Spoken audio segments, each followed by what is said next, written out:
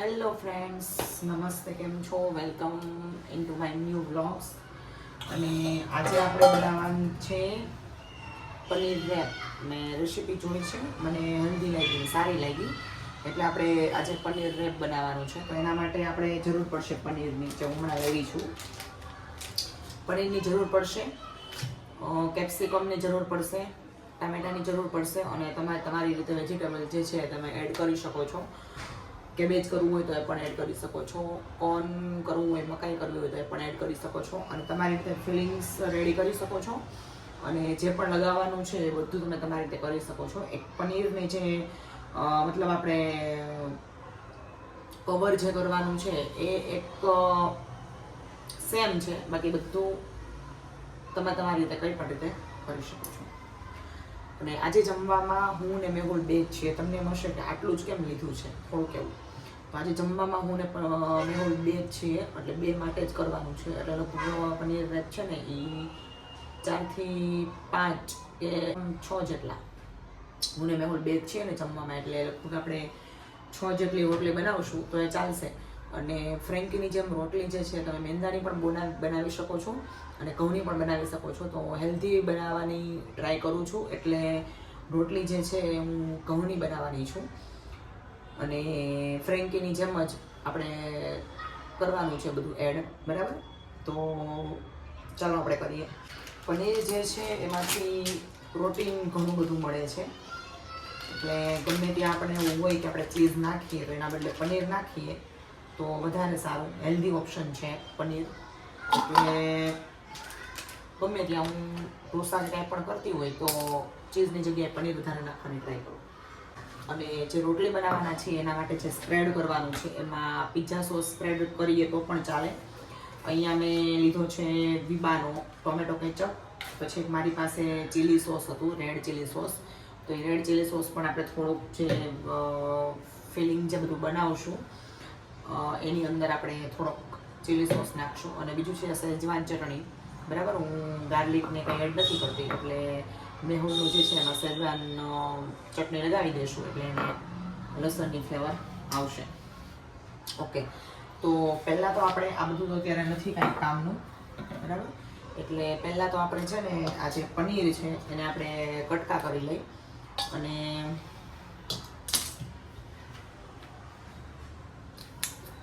મસ્ત એનો મસાલો બધો કવર થઈ જાય એટલા માટે આપણે છે ને સરસ પીસ પાડી લઈ, બરાબર. તમે તમારી રીતે ચોરસ, લંબચોરસ ગમે આ પીસ પાડી શકો છો, બરાબર. કોઈ વાર લંબચોરસ પીસ પણ હોય, અને હું લંબચોરસ જેવા ટ્રાય કરું છું, કારણ કે રોટલીની અંદર જે ફિલિંગ હોય ને વ્યવસ્થિત રીતે રહીએ છીએ. ચોરસ કરશું ને તો થોડુંક પ્રોબ્લેમ થશે રેપ કરવામાં, એટલા માટે.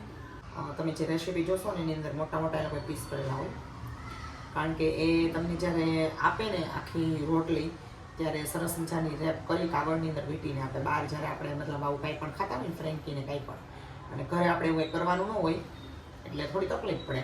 બધું ફિલિંગ જે ભર્યું હોય વચ્ચે પડતું જાય, બરાબર. એટલા માટે આ નાના પીસ કરું છું, એ નાના વધારે સારા રહેશે. ફર્સ્ટ ટાઈમ કરું છું, ફ્રેન્કી જેવું જ છે એટલે વાંધો નહીં આવે. અને કીધું એમ કે ભાઈ હેલ્ધી ઓપ્શન છે એક, બરાબર. પણ હેલ્ધી ક્યારે માપે ખાવતો ખેતર નહીં. અને બસ જો મારા પીસ બધા સરસ મજાના એકદમ રેડી થઈ ગયા છે, બરાબર. તોય મને હારા મોટા લાગે છે, એટલે આને આપણે મસ્ત એક મસાલો બનાવીશું અને મસ્ત કવર. બીજું એક આમાં સરસ મજાનો તમારે હેલ્ધી ઓપ્શન કરવો હોય ને તો તમારી પાસે કોઈ પણ લેફ્ટ ઓવર સબ્જી પડી હોય બપોરની કે સાંજની તમારી પાસે સરસ પડી હોય જે ડ્રાય જેવી હોય સબ્જી, તો એ પણ તમે એની અંદર એડ કરી શકો છો. એટલે શાકનું શાક ખવાય બધાને જાય, અને ઘરમાં બધાને થોડીક વેરાયટી બનાવી હોય અલગ એવું તમને લાગે. એટલે અહીંયા જે છે ને એ પહેલાં તેલ પણ લઈ શકાય. હું તેલ વગર કરું છું, કારણ કે તેલની અંદર આપણે ફ્રાય કરવાનું જ છે આને. તો પહેલાં લઈ લઈએ આપણે થોડુંક મરચું, બરાબર. પછી આપણે લઈ લઈએ થોડુંક જીરું પાવડર. પછી આપણે નાખવાનો છે ચાટ મસાલો. પછી થોડુંક નાખવાનું છે આપણે મીઠું. ગરમ મસાલો મારી પાસે અવેલેબલ નથી તો ચાલશે, બરાબર. અવેલેબલ એટલે હું ગરમ મસાલો યુઝ કરતી જ નથી. અને પછી આપણે નાખવાનું છે હળદર પાવડર એ થોડોક નાખી દઈ, બરાબર, કેમ કે બધાને ફ્લેવરનું ટેસ્ટ બધું આવશે. થોડી હિંગ નાખી દઈએ આપણે. દહીં નાખવાનું છે, તો દહીં તો ખાટું હોય એવું લેવાનું હોય, પણ મારી પાસે થોડું ખાટું દહીં છે, કરીને ચાલશે. એકદમ આને સરસ મજાનું મિક્સ કરી નાખવાનું છે. તો દહીંના લમ્સ ન રહીએ એ રીતે તમારે એકદમ મિક્સ કરી લેવાનું, બરાબર. સરસ મજાનું મિક્સ થઈ ગયું છે. પનીરને આપણે એડ કરી દેવાનું છે. અહીંયા આપણે કેપ્સિકમ લઈ લઈએ છીએ, સરસ મજાની લાંબી લાંબી ચીરી કરી નાખીએ. તો અહીંયા મેં કેપ્સિકમની એકદમ પતલી પતલી સરસ ચીરી કરી લીધી છે, અને ત્યારબાદ ટમેટામાં વચ્ચેનો જે સીડ્સનો ભાગ છે એ કાઢી લેવાનો છે, અને કેપ્સિકમની જેમ જ એની પણ પતલી પતલી ચીરી કરી લેવાની છે, જેથી કરીને આપણે જ્યારે નાખીએ ને વેજીટેબલ ત્યારે તેનું પાણી ના છૂટે. કે આની અંદર છે ને તમે સ્પ્રાઉટ એટલે કે કઠોળ એ પણ તમે આની અંદર મિક્સ કરી શકો, એ પણ સારું લાગે, પણ છોકરાઓ એ ન ખાય, બરાબર. જીયાસ છે મગ તમે બાફી નાખો તો ખાઈ જાય, પણ વઘારેલું શાક આપો તો ન ખાય. એટલે એવો પ્રોબ્લેમ જે હોય ને બનાવવા માટે આપણે તેલ લઈ લીધું છે 2 થી 3 પાવડા, બરાબર. અને તેલ આવી જાય એટલે આપણે બધા મસાલા થોડાક નાખશું. આમ તેમ નાખવું હોય તો ન નાખે તોય ચાલે મસાલા, કેમ કે ઓલરેડી આપણે જે આ પનીરવાળું છે એની અંદર ઓલરેડી મસાલા બધા નાખેલા છે. તો હવે જો તેલ આવી ગયું છે, બરાબર, એટલે થોડુંક જીરું નાખી દઉં, થોડીક હિંગ એડ કરી દઉં, કારણ કે એનો સુગંધ ને સ્વાદ એ બધો આવશે. હળદર નાખી દઈ, બરાબર. અને પછી આપણે આ જે પનીર છે એના મોટા ટુકડા હોય ને તો મૂકવાના હોય, અહીંયા આપણે મોટા કંઈ નથી કર્યા, એટલે બધા હું નાખી દઉં છું. જોઈ લો તમે, આ રીતે છે કંઈક.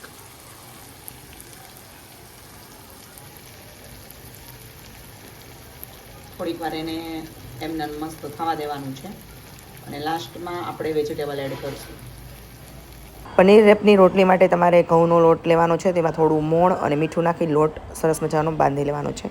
હવે આમાં આપણે આપણા જે વેજીટેબલ છે ને વેજીટેબલ એડ કરી દઉં છું, બરાબર. એને ખાલી બસ સોતે કરવાના જ છે, વધારે નથી કરવાનું, બફાઈ ન જાય એકદમ કાચા.